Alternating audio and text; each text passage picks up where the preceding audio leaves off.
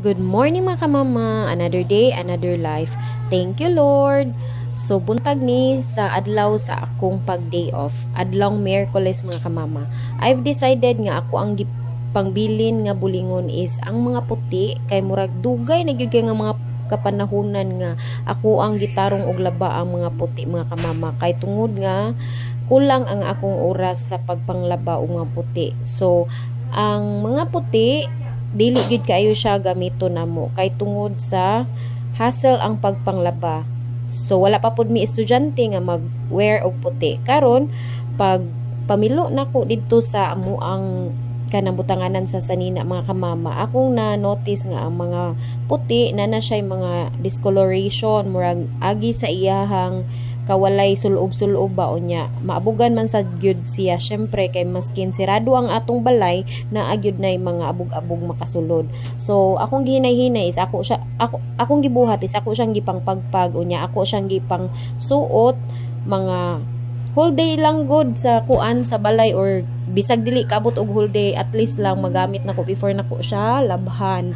So akong gibuhat is ako na siyang humol sa powder and then gipangbutangan ako og kaning Zonrox ang kaning mga na discolor or na mga gamay-gamay nga mancha din ha whatsoever unya ako na lang sa giapil og lunod ang katong mga bulingon nga sa nina sa akong anak nga dili siya pwede i-laundry kay dili gid siya makuha. So mga kamama, ako lang ni siya i-leave for whole day mga kamama before nako siya balikon. So transition is very fast. Hapon na ni siya mga kamama.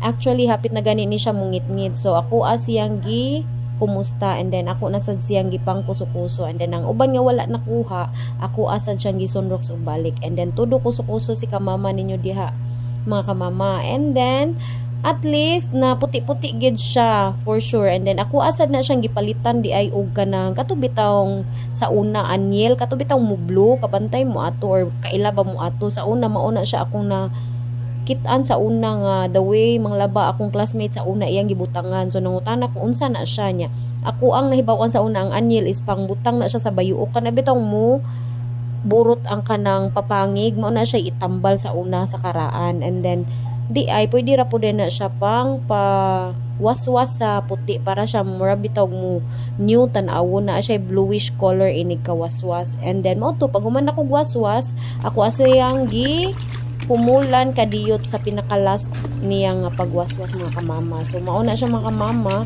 ato na siyang balikon next time. Thank you.